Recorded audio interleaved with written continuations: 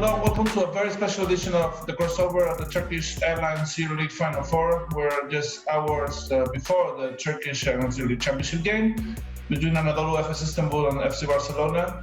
And like we did before the semi-finals, we're going to break down what happened on Friday and what can actually happen on Sunday. Here with me are four of the best basketball experts present here, all of them at the Final Four. It's a shame we cannot see each other live, but you know, the COVID protocol, how it goes. I really hope that we can do this in the future live in an actual round table. Like we can share opinions, but face to face, not like online like we're now. So let's begin. Begun Trend Basket, Turkish team like Efes in a EuroLeague final, I think for the third time in 4 years. Fenerbahce made it to the final in 2017-18, now Efes 19-21, showing that Turkish basketball was on the rise. Actually, it's the last 5 years we had a Turkish team in the championship game. It says enough about the power of Turkish basketball, right? Exactly. Since 2016, there's a Turkish team in the final. This is a big thing, actually, for the Turkish basketball and how it is growing and how it is gaining the respect. In fact, because in the past there have been some successful years of the Turkish basketball, both at the national team level and the club level. But at the club level, it was never this high. Obviously, there were some other titles, but it was never a title like a EuroLeague title. And with Fenerbahce and Efes in the past years, Turkish basketball, I believe, really gained a lot of respect, and according to the Turkish league as well. And this is very important. And year by year, actually, as publicity of the basketball is increasing, the attention of the new generations for basketball, their love for this sport is also growing thanks to these teams, but not limited to them as well. Absolutely. Actually, the Darüşşafaka and the Galatasaray also won the EuroCup in recent years. So it's, the whole thing, whole Turkish basketball is on the rise. Andrea Solaini, speaking of basketball on the rise, Milano played a great semi-final. It wasn't enough that he went to details, but it shows that Milano, AEX Armani's changed Milan should be back if they keep doing things the way they're doing, right? Yeah, as we told you on Thursday before the game, I thought they were in the super mood because they played the second game of the semi-final of the Italian League a couple of days before, and they showed they were ready. And I was not surprised yesterday night during the game. Also, the script of the game, it was something that I think it could happen, and it was happening. Then you said right that the details made the difference, and also I would say the fact is Barcelona is a very, very strong team, and when you play against this kind of team, you cannot make mistakes at any time. Any 40 minutes is not the problem of the last minutes of the game. I think that the game plan of Armani Exchange was really also as a good explanation. Then on the court, it was everything set for the big surprise. But you know, basketball, it's like that. There's a ball who can go in or go out, and we see the cruelty also of the last two shots with Panther, which was maybe the MVP of the game, who missed maybe his easiest shot of the night, and then the other side, a very, very good player like against made the difference. The zone core commentator analyst Peter Hurtado, as a professional basketball coach that you are, what do you think about the basketball level of the semifinals and the Final Four until now? Very good basketball level, but I was a little bit surprised about the first half of both games yesterday in the semifinals, because offensive basketball was for moments very good, more than I was expecting about some situation.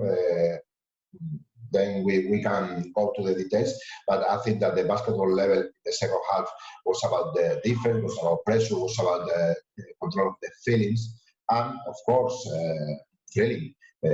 We had very tight games. It was a very good enjoyment for me, that I'm basketball coach, but also for all the fans that they were watching it for TV. I know you like basketball history. I have a fact for you. Only 20 people have won an Olympic gold medal, a Eurobasket gold medal, and a World Cup gold medal. The last 4 to do it were Alexander Velosteny, Arvidas Sabonis, Valdemar Somnichus, and this man right here, Sergei Tarakanov. Sergei, well, other than being a part of basketball history, you're following CSKA really well. They trailed by 21, they came back, they showed great character, but it wasn't enough to beat Efes, right? Yeah, it was not enough. It would be a big surprise, not surprise, but it will be big celebration. And I would say that Efes deserved to win, and they were better during most time of the game. But I would like to congratulate my ex-club and the club who I support, of course, which I follow many years, CSKA, for their fightness spirit. Of course, fourth quarter, which when they start to play like they can play, they were close to win the game, because Kleiber was very close to hit this 3-point shot, and it's amazing spirit to watch it, and feelings to watch it and to talk about it. Let's break down the first semi-final, since we're talking CSKA. I think that Efes, it's a question for all 4 of you. Surprised a little bit CSKA in the beginning of the game, but by putting Clyburn in the 4th position, power forward, CSKA found the balance and managed to come back. I guess that reaction by Itulis allowed CSKA to fight for the game, right? The small ball was a factor, was a very important factor in the playoffs against Real Madrid. And yesterday, like you said, Javi, of course, they had many problems to adjust, to defend all these drives to the right of Will Clyburn. And it was the main problem tactical to stop him, and they were spending fouls. And other factor was Michi in the 5th foul going to the bench. Begum, Vasily Micic was amazing in the first half, and he showed why he deserved the MVP, right? I mean, he played an excellent first half. Exactly, he played like an MVP. We can safely say this, and he could maybe continue this in the second half, but he had the foul problem. And then when Shane was not really into the game, I mean, at the end of the day, he scored 11 points, Shane, but he was not into the game, and this was Barca got tired as well, and with this foul problem, this is why I think Efes played the way they played in the last quarter. But Barca was a true leader, and in addition to him, Rodrigo Balboa, like, he was doing a great job, especially in the first half as well. And I would say I want to be fair, but I want to say as well that Efes was lucky at the end of the game. Obviously, they deserve to be in the final with all this performance all over the season. But it's safe to say, from my side, they got a little bit lucky at the end of the game that CSKA was not able to make this last shot, because they made a lot of such last shots. It's very difficult to find a champion that doesn't have luck on their side. At some point during the season, it always happens. Sergei, I guess CSKA missed Nikola Milutinov a lot, because especially Sertak Sunday, I think, was the surprise player of the game. I mean, he played really well. He dominated at points at the 5 position, and he was, like I said, a big factor in the game, right? Yeah, I would say that there are a few factors for me, because everyone from CSKA side knew that Efes is a great team, and they played. I remind you that they played in Moscow in December.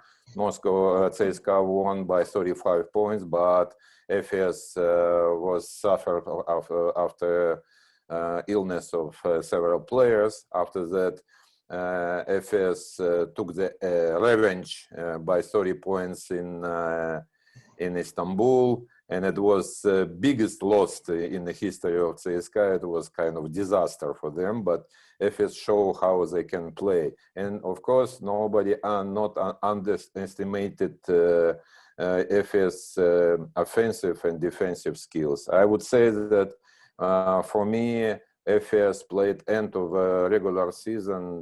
They played best game in Europe, in European EuroLeague competition. And CSKA knew it.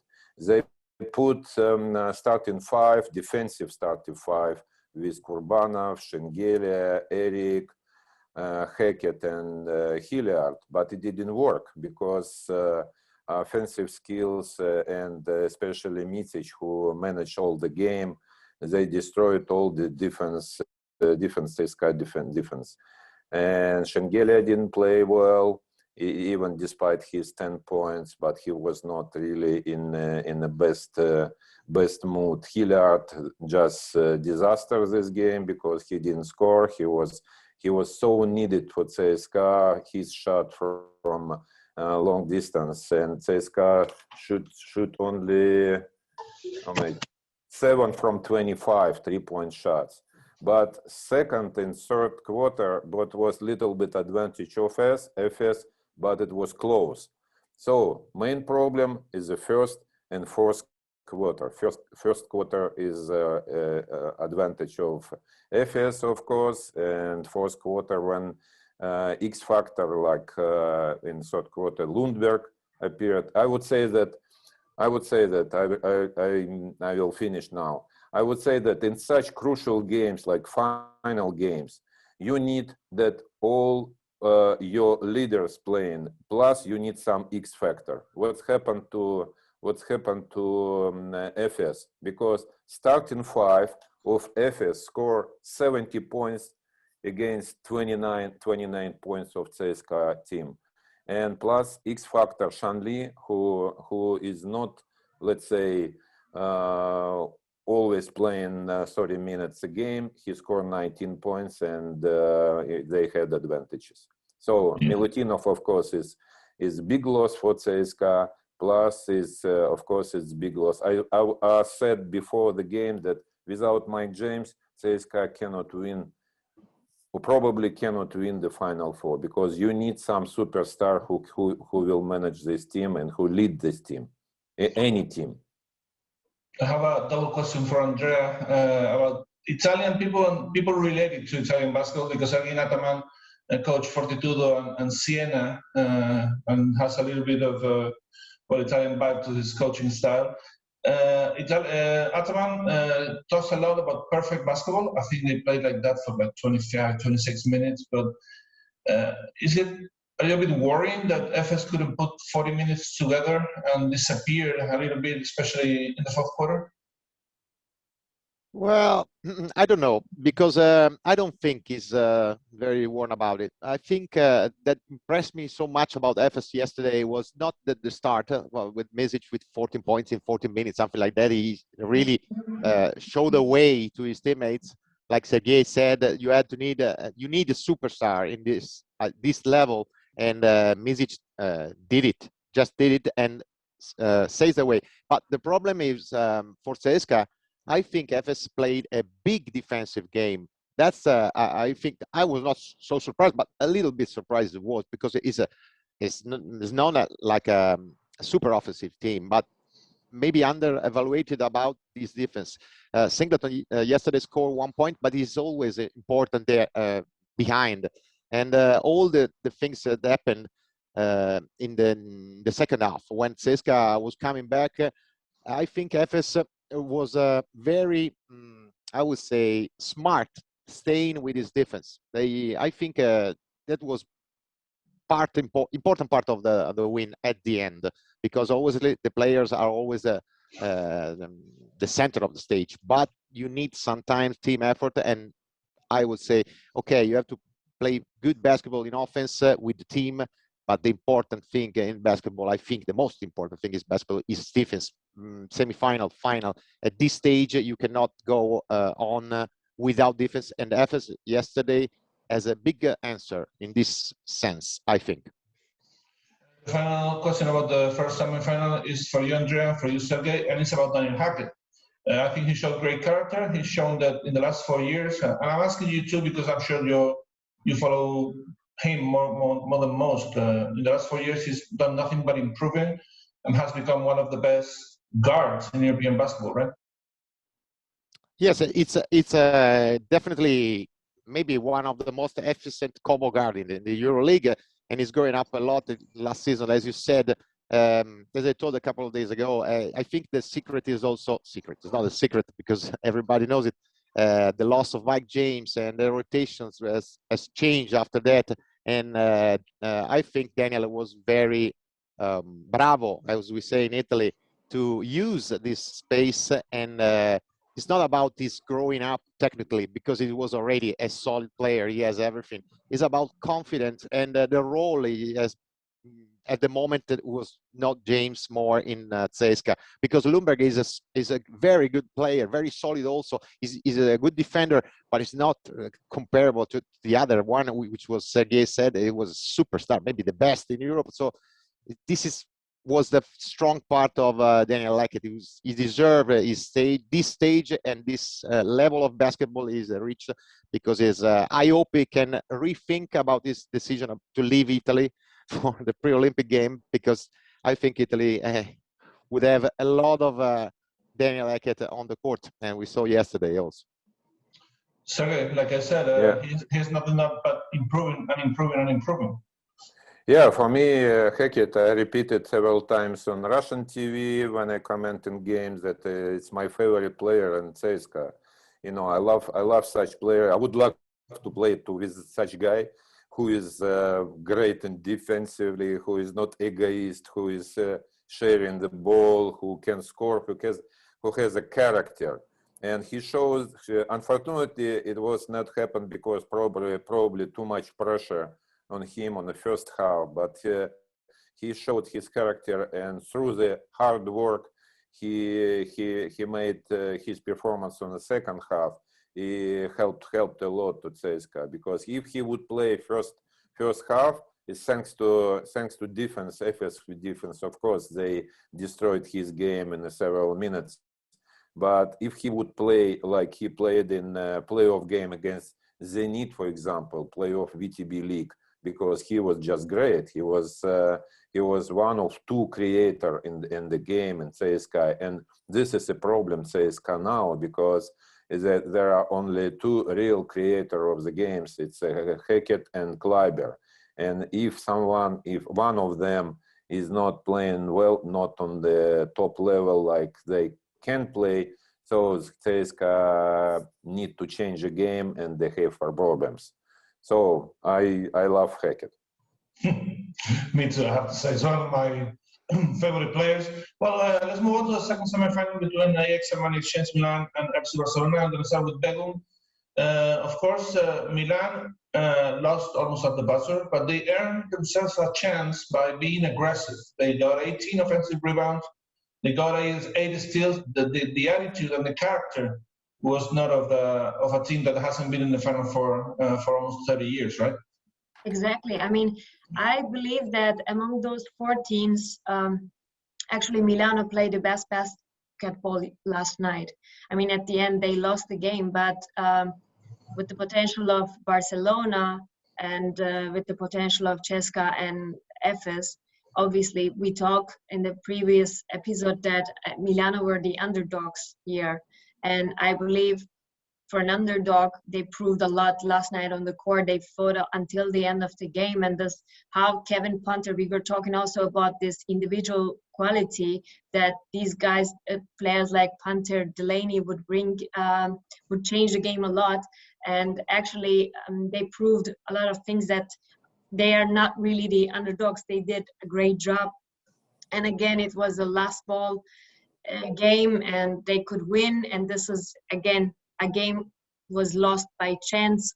A game was won by chance in the end. And I really enjoyed the second game a lot more, to be honest, than the first game. The first game was a great game as well, but it didn't go the way expected.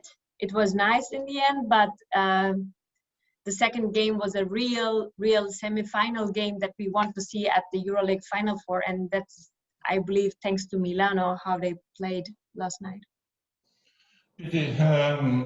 I mean, there were a lot of players who did well in Barcelona, but Pau Gasol again showed that he's doing better and better. 11 minutes, 10 points, hitting a three-point shot like a shooting guard. He looks lighter also. I think he lost weight. He's in a very good shape, right? I mean, he's already a factor for Barcelona.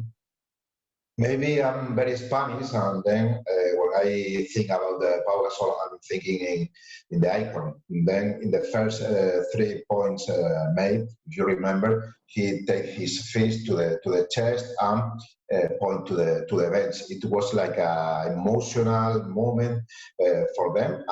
Like you said, Pau Gasol only 11 minutes on the court, but very important. And important also, the last defense, he was trying to disturb the ball and trying to help in the double team in the last difficult shot of Payne Panther. But it was a good point with Pau Gasol helping on the pick and pop, helping with this kind of layups. He's very good, and he knows how to play this kind of a short amount of minutes in this kind of big games. Andrea, I guess that even after the win, Barcelona didn't show its full potential. I'll explain myself. Pierre Oriola played 40 seconds. Brandon Davis didn't have his best game, and he's one of the pillars of the team. Victor Claver also came off the bench and didn't contribute like they did, for instance, in Milano, when he played a really good game in Mediolanum Forum. Looks like they didn't show all the cards and are keeping something for the championship game, right? Well, I agree in part. In the sense is that I think there are a lot of deserve from the Armani exchange. It's not a problem of Barcelona that play their game. Pau Gasol made the same of Mesic. He sent a message, he said at the beginning, and that was important because the superstar has to step up in this moment. But I think Olimpia Milano out-rebounded Barcelona, which is something I think if you say before the game, they think you come from a bar, because it's something very unexpected. And this is a very important thing that Armani Exchange did to stay in the game. The game plan was really definitely to fight 35 minutes, and then here they are at the last minutes to get into the win.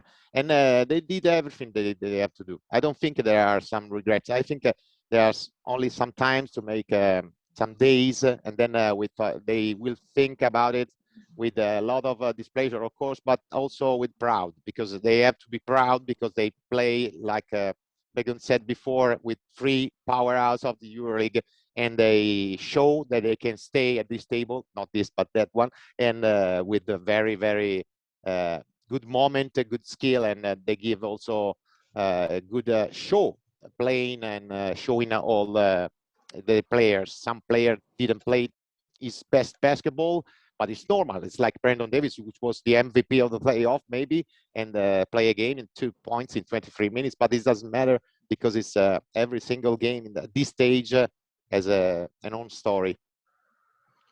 So yeah, I'm leaving the best 2 players in the game to analyze for you. Kevin Panther came off the bench and was instant offense. He played a great second half.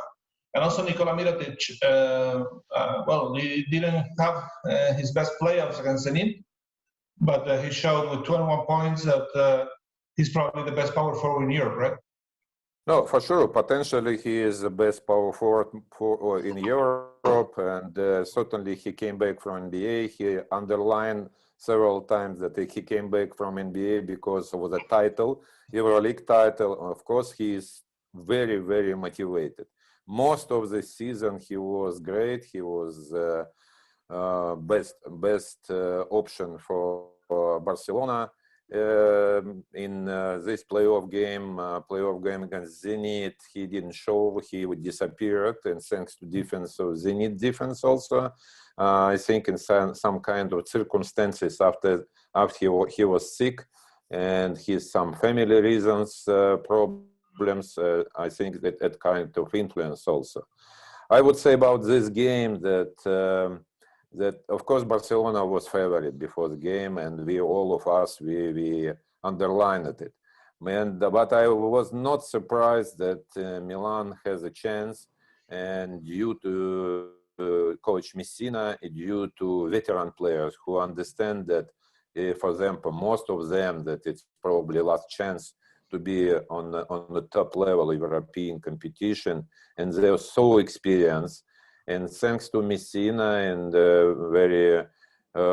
I respect a lot Messina, who managed team with all different characters, and especially Americans. Many Americans in one team, sometimes it's not such perfect things what they can be. He unifying the players, which each of them, they have own ego, and of course this authority of Messina helps a lot. And I repeat another time that in any final game, because final game is very special, you can dominate most of the games during the regular season, but final game is only one game. It's not surprise to talk about it, but you need a superstar. Panther becomes this X factor. He is a great player offensively, of course, every time, but they try to find someone, and he became this X factor. So respect to Milano, they deserve even to beat favorite team Barcelona. Barcelona is now, I would say, the better team by roster, but looks to me a little bit disbalanced now. And I took over my head versus Coach Messina, because he did a great job. Before we start talking about the third place game and the championship game, I have a final question for Pity, who's the coach in here. And I want to ask if something surprised you. Out of the two games, if you saw any tactical surprises that you didn't expect. Well, I was surprised a little bit with Itudis. He was showing a kind of matchup zone, but very soon in the offense he was going to individual defense. About the small ball situations, we can see, because we know that the Efes had that kind of problem. Not many surprises. I was very happy the drop defense of the pick and roll. No big surprises. I think that this is a kind of event that is a players' game. Will Clyburn sometimes play all this isolation. Then for the tactical, to me it's more important the control of the feelings. And for example, Will Clyburn decided to shoot a three when he was finishing in the layup with success. I think that for the next games, the most important thing is about how they are going to control this kind of feelings, and the players that did a good performance yesterday try to keep going. Of course, we have some players, we can speak about them, that they didn't do a very good performance yesterday, and let's see what is the next step. Well, briefly about the third place game. Of course, it's always difficult to play this game. Nobody wants to play it when you ride to the Final Four, because it means that you lost the semi-final. But some of the best records in the Final Four have been broken in the third place game. I remember Nikos Gallis scored over 30 points several times. That allowed him to be the top scorer of all time, even when he only played in 4 Final Fours. Most recently, Facu Campazzo had 15 assists in a third place game, and that's an all-time record in the Final Four. So why I'm saying this? Because Sergio Rodriguez needs 10 assists to be the all-time leader in assists in the history of the Final Four. Since Sergio already played in Russia, Italy, and Spain, I'm going to ask Begum about Sergio Rodriguez for an independent opinion. Everybody seems to love Chacha, right? And him having a Final Four record would be a cool thing, right? Exactly, but I don't know if he will care about this at this point, because I mean he's a player that loves to win. Obviously these individual records, maybe Sergey would tell us, after your career maybe they would mean more than while you are playing actually. And again, he's a player that loves to win, and obviously he is upset today that he lost. We will see how he will react. Maybe the team will realize that, and the teammates will help him to do this actually in the game. I mean, the assist is a little bit tricky because points is teammates could help easier. The assist, I don't know how it is easy for the teammates to do this, but we will see. But when it comes to this third place game, for players and the coaches every year, they say, yeah, okay, this is hard to do. But at the end of the day, I believe for the fans, it's still an exciting event because it's, let's consider that here we have the fans, and you are here to, also for the media, you are here to watch these great players all together in one place. So maybe for them individually, it doesn't mean a lot, but for us, it's another chance to watch great players on the court. And I'm actually looking forward to it. But from the team's perspective, obviously, it is not an easy game to concentrate, and we will see. And maybe some of the records come because one team is more motivated than the other, and one team just goes on the court just to be there, just to get done with it. We will see how things will go tomorrow. Yeah, I agree. Motivation is a lot. It means a lot in third place game, and it's true that teams that are not used to playing the Final Four usually win the third place game. Unicaja did it. Zalgiris did it. Also, Partizan went into overtime against Cheska in 2010. It's true that it's a trend. By the way, just in case, Teo Papaloukas leads the assist standing with 59 in Final Four. Sergio Llull is second with 53, and now Sergio Rodriguez, after last night, has 50. So he needs 10 to. We like to get our facts right here, unlike some people say. Okay, moving on to the championship game, we have some pre-recorded interviews, like in the podcast we did on Friday. We're going to talk to Alex Abrines of FC Barcelona and with Krunoslav Simon of Anadolu Efes. Let's see what they have to say. Well, we reached one of the goals of the season with this team. We wanted to play all the finals, and since now we play it all. We did it in the King's Cup in Spain, and now we had the chance to win this trophy. So we're very proud and excited about all the job we've done during all those months, and now it's the time. It's the final game. Well, I think after the third, we just lock in on defense, especially, and it was we were not giving up easy points. So we practice all year for those moments. We also have games against Zenit, for example, that we have some up and downs, and we learn from it. So I think what happened yesterday is more or less what happened to us in Zenit. We were down 8 after a bad quarter, but like all the 5 players lock in and just help each other out, and well, we kept Milano in 11 points, I think, last quarter. So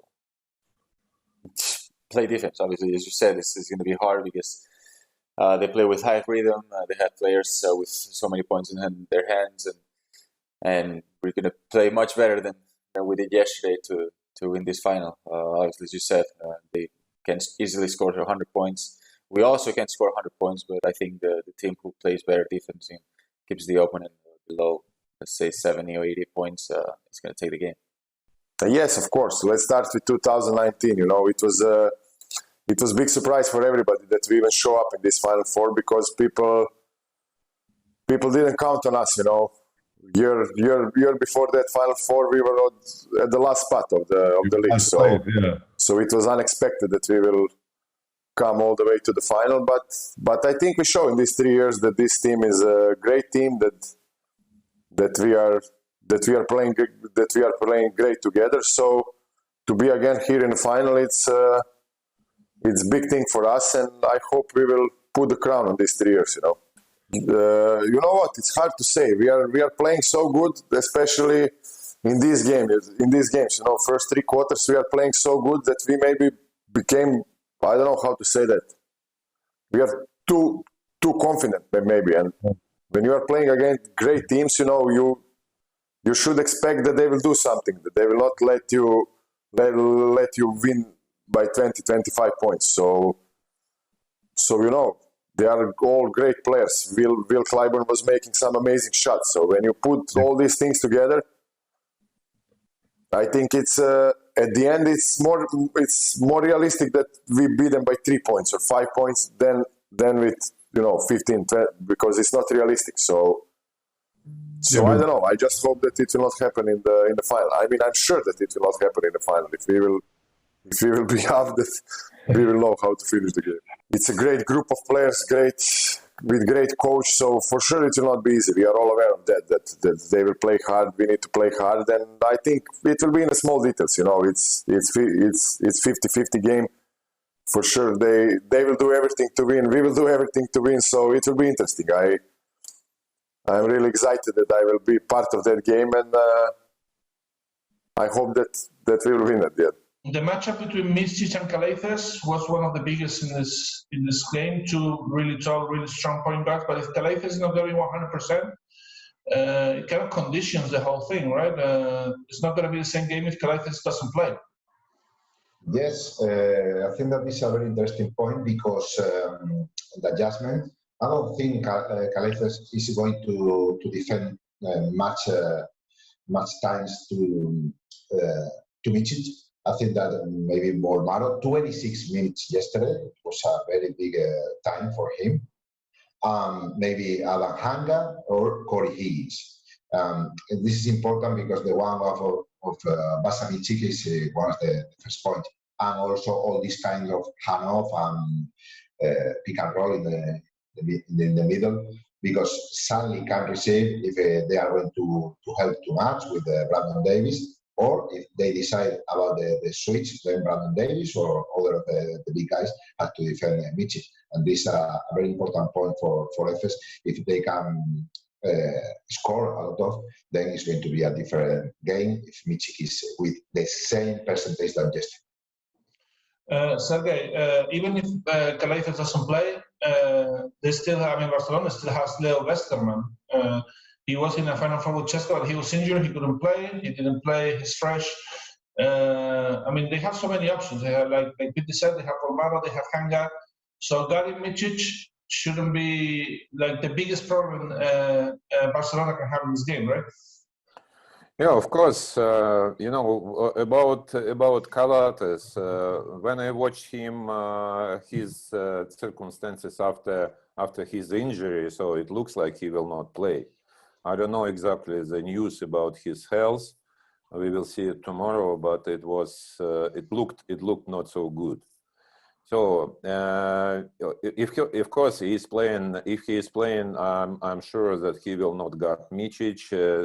I agree with the coach, with my colleague, that there are Hanga first of all, Higgins secondly, but I would say Bolmara, who is in the pocket of Vesikavicius, who put young Argentinian, especially for this role, to defend dangerous players, and we follow it several times already in the playoff games also. So there are a lot of options in Barcelona team, but if you would say, I repeat that for me, Efes, a more balanced team who is not dependent such a lot. They depend, of course, of Micic first of all, but they share ball well, and they're so experienced and teammates during 3 years already without any changes. They play well together. So I would say that they are much more, not much, but more balanced teams than Barcelona right now. I'm giving you one of the biggest matchups in this game. Both Chris Singleton and Adrian Moerman, the power forwards, played for Barca in the past. Now they're playing for Efes, and they're going to have to face Mirotic, who comes off a great game against Milano. How important can it be stopping Mirotic, especially Singleton, who's played really well in the last couple of games? It's for me, right? Yeah, I think it would be a super game. Obviously, they are the two best teams in the season, and so we have the meeting. I agree. Sergey speaks like a book, so it's easy to agree with him. So I would say the same about Efes and his balance. I think the other side, Barcelona is a very, very talented team, and he has also a great coach. They have everything to compete at the same level. More than one time again, we have to say the details will make the difference. I think that the players will make the difference. Who will be able to step up? In Efes, there's only Mesic, there's also Larkin, there's also Simon, there's also Bobois, there's also Anderson can step up in a single game and make maybe 4 threes in a crucial moment. So they are very strong. And inside, with Shanley, which is a big growing up player, I think in a couple of years it will be dominant also in EuroLeague. They have everything to control Barca inside the area, because that's a key. The rebounding will be definitely important. And I really don't know who can at the end have the better, because they are really level, like a power, I would say, potential power of the both teams. The thing that make me stay with Efes is because it's a team on a mission. As I said in the episode before, they have a rendezvous, as they say in France, for this game, and I think they will play a special game. That's only my opinion. Barcelona has everything to win it. Begum, I got to ask about Larkin and his performances against Barcelona. I mean, his best game of the season, 37 index rating, came against Barcelona this season. He killed Barcelona in the playoffs 2 years ago. He killed Barcelona last season. I mean, he killed everybody last season, but especially Barcelona. He seems to be playing really well against Barcelona all the time. And now he's in the biggest scenario. He's in the championship game, playing against its favorite opponent. Should be a good opportunity for him to show what he got and make the difference. Well, I mean, with Shane Larkin, it's very tricky to say something at this point. I can only say that I hope that he will play like Shane Larkin, so that we will all enjoy his game, not just for Efes to win, but when he plays good, everybody watching the TV, watching the game enjoys. But I'm suspicious about his performance tomorrow, and from his body language yesterday on the court, when he's on the bench, he was not so into what is happening at this Final Four. Maybe that it's because of the fans. Maybe he's really, there are players that can play their game in front of the fans, that they can show their potential like this. I don't know what is happening with him, but I can only hope that he will play like himself tomorrow on the court, so that I'm wishing this for all EuroLeague fans, actually, that we can enjoy his game. But in general, when it comes to the game, I believe both teams have pressure. One thing, Efes has this pressure because this team will not be the same team next season. We all know this. And they have some veteran players who might not be at this level from next season on. They will lose some players, at least one player to NBA, and there will be changes in this roster. And this is not one last chance for Anadolu Efes, but it is one last chance for this current team. And they have this pressure, I believe.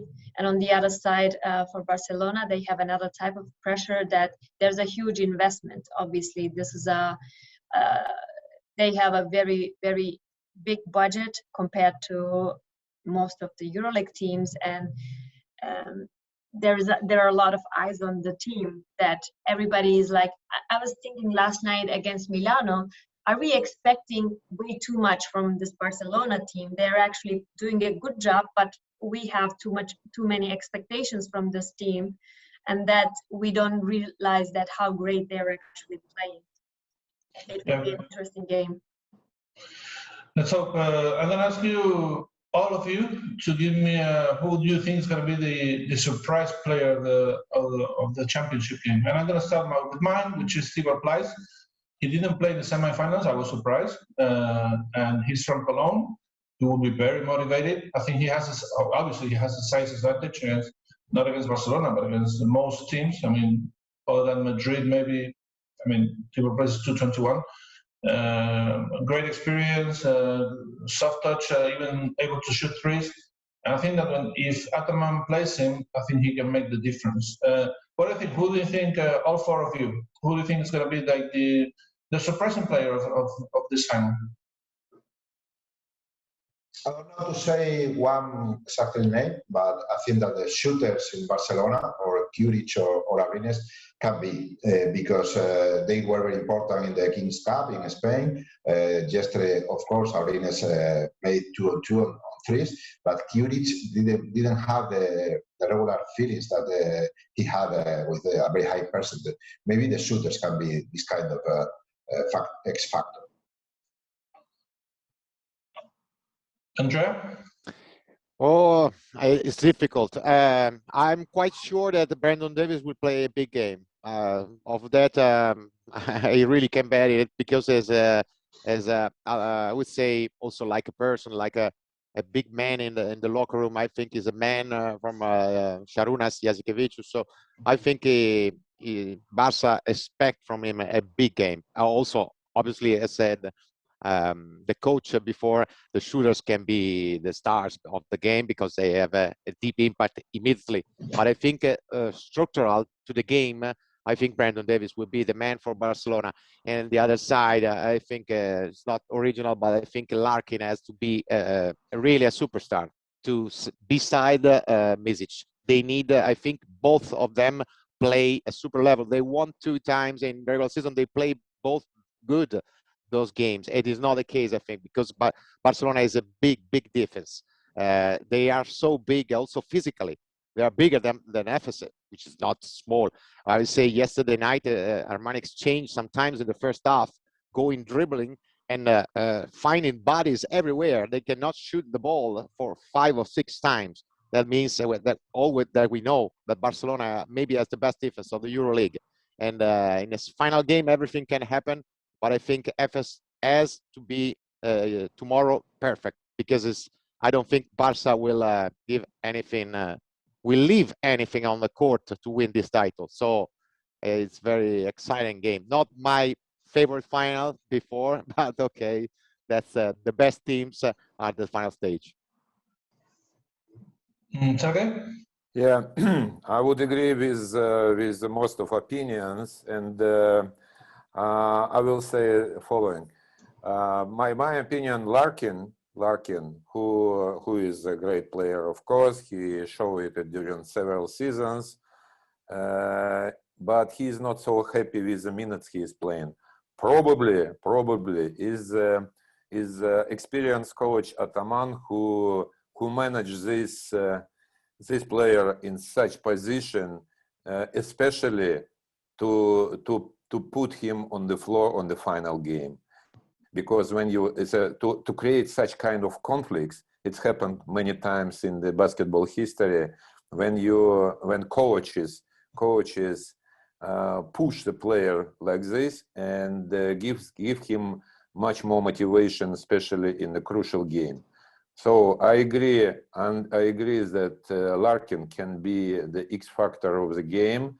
And on the side of Barcelona, I also agree. Brandon Davis didn't say last word.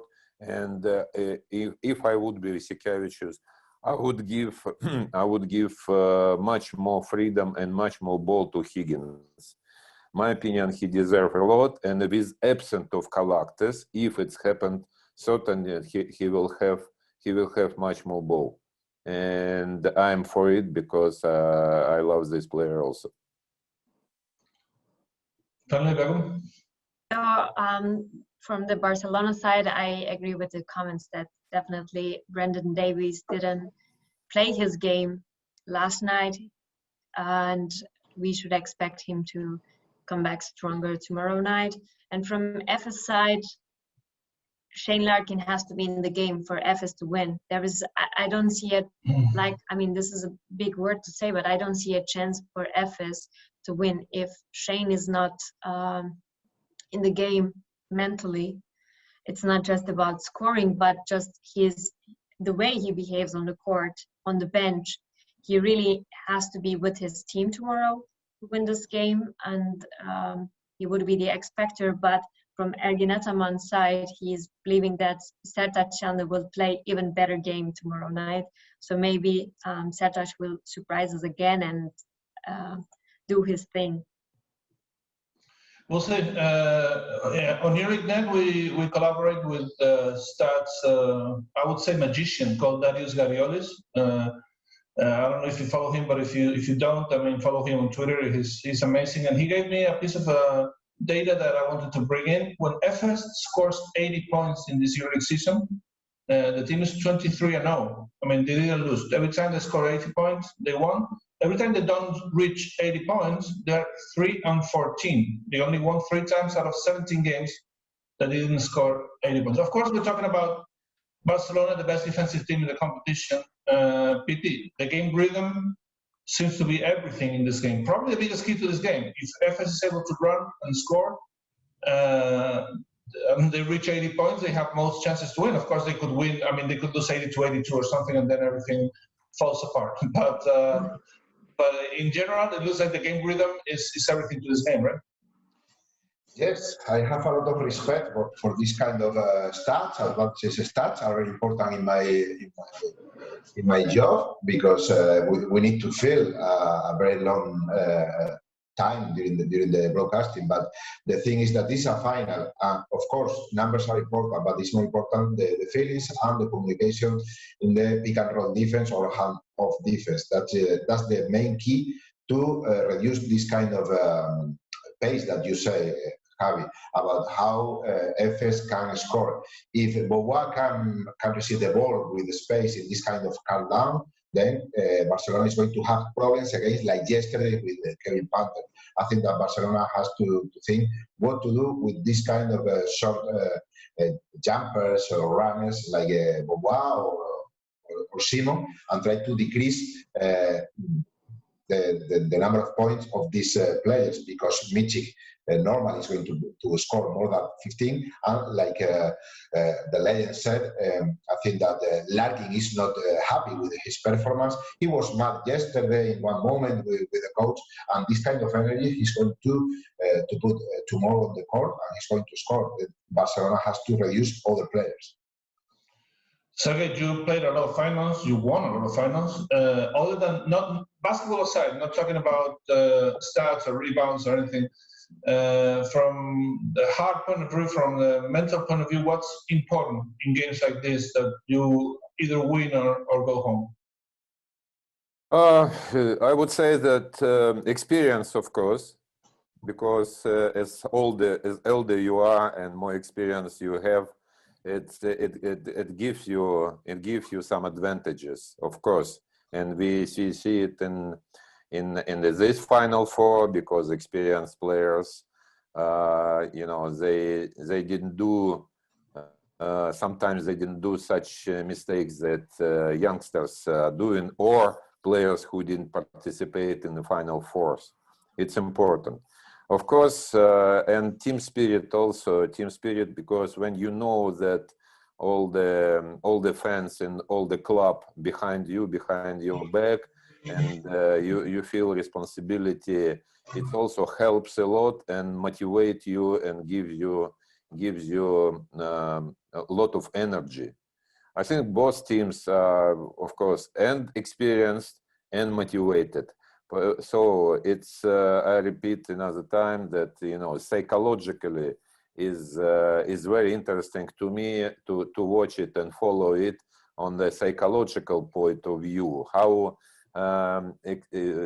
leaders are manage the temperament, they mood, because a lot of expectation. For example, Mitic got MVP award. A lot of pressure, a lot of attention, a lot of interview. It's less than usual because of lockdown, etc. But anyway, he's busy.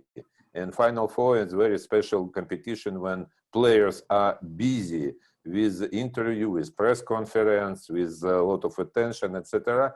And is took out of your balance usually.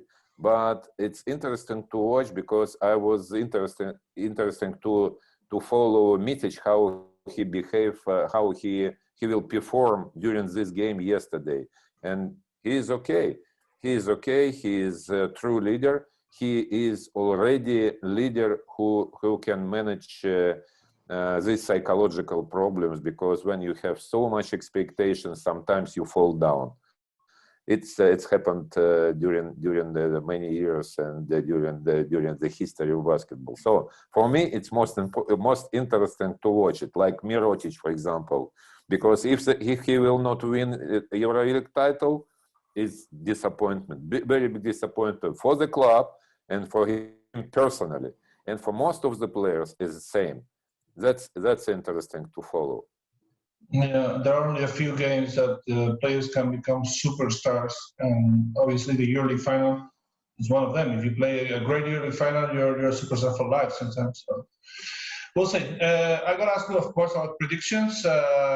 It's a very hard game to predict. I mean, the two semi-finals went to details, and even when Efes won both regular season games, this is going to be a whole different story, and we all know it. So, Andrea, we're going to start with you. What do you think is going to happen? Who's going to win? Who's going to be the MVP? I hope we'll all of us will have a lot of fun. We'll commentate it, so I have a very good time yesterday for both games, maybe apart from the end of the second. But I think it will be a Royal Rumble, and the rhythm will make the difference. I agree.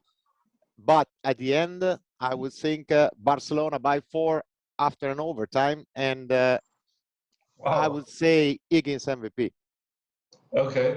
Begum, overtime again. These people that seem to love overtime when it comes to prediction. What do you think? Okay, the prediction and what I want is a bit of a problem, so I will go with what I want. Efes by 3 points, and Shane Larkin to be the MVP tomorrow. All right. Piri, what do you think? I think that Barcelona by 5 points, no overtime. I want overtime because the TV always wants this kind of extra time.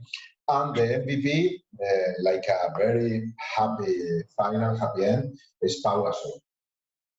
Pau Gasol, wow. Yeah, Pau Gasol. Yeah, I agree. It's my bet. That's interesting. Sergey, what do you think?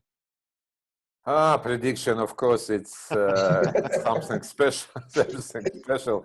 I always say that I do not understand anything in a basketball after I know result after my prediction. So, but okay, if you ask me, I would say that 7 points by Efes and Micic.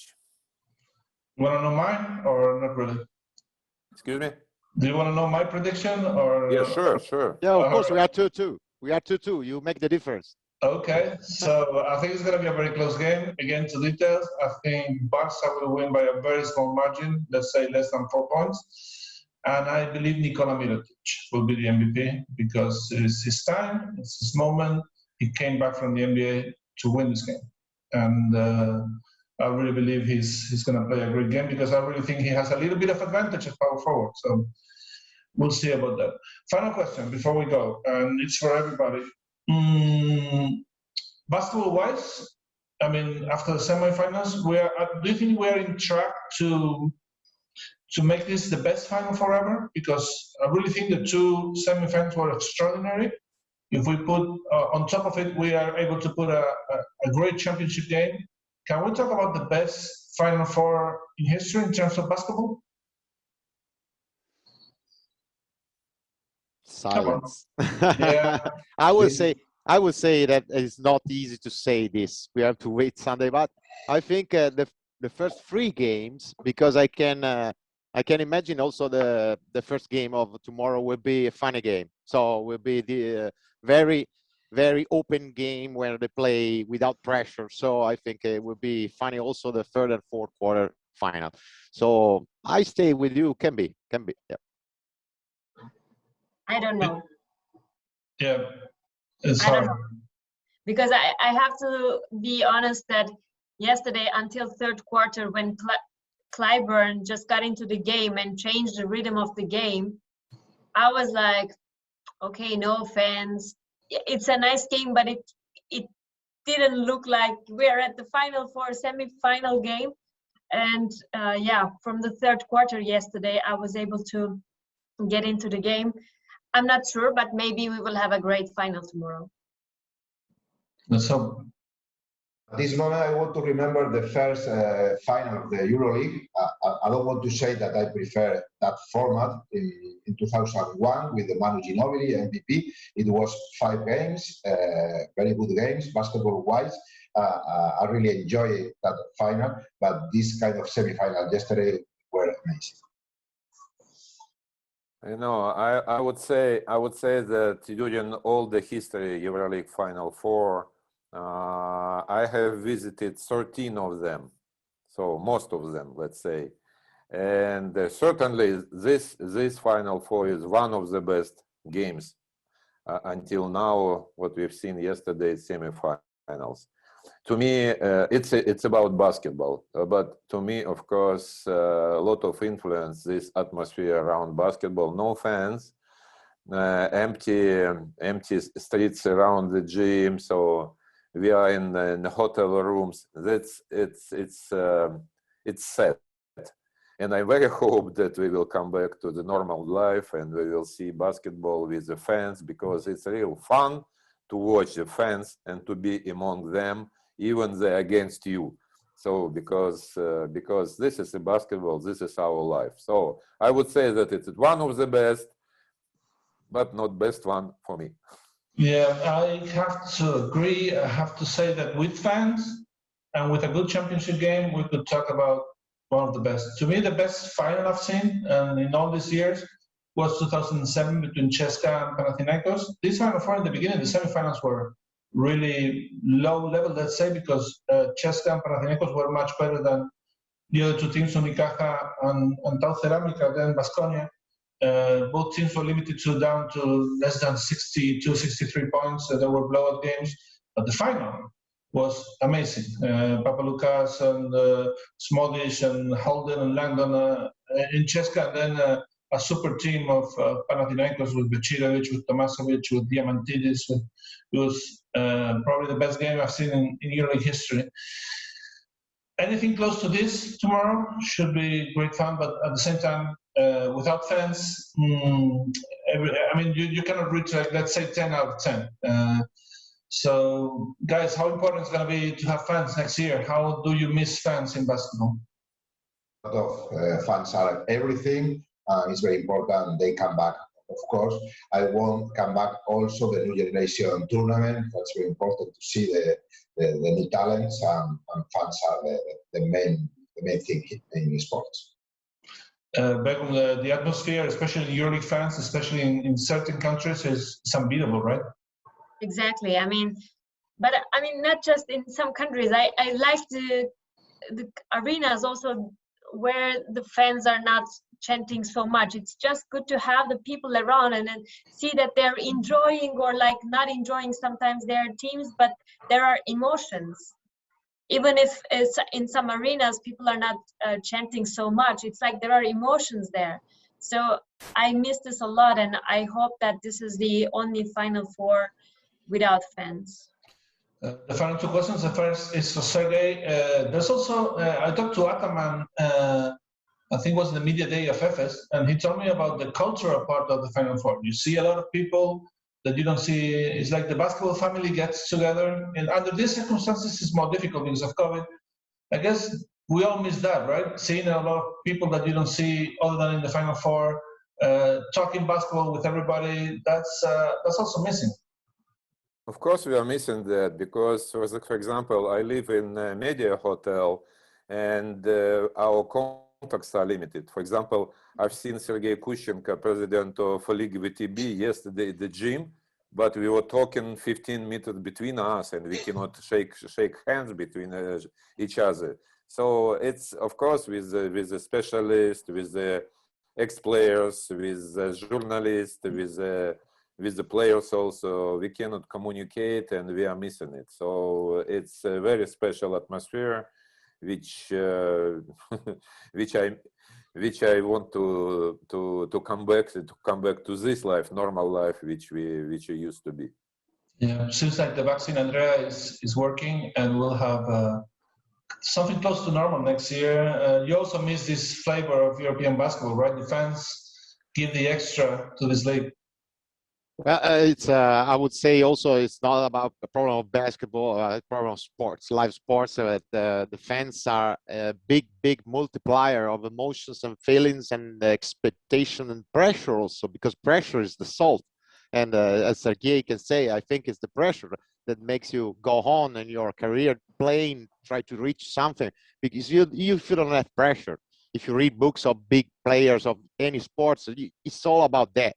So the fans are a part of this concept, I think. So it's obviously that we get back to the track before. So next season, I hope it will be everything set for the great comeback. Let's hope. Well, thank you guys for joining me in this roundtable. It's been a lot of fun, like it was on Friday, probably even better now, since we're closer to the title. Very good luck to Anadolu, Efes Istanbul, and to FC Barcelona in the championship game. Also to Ajax, Armani Exchange, Milan, and CSKA Moscow in the third place game.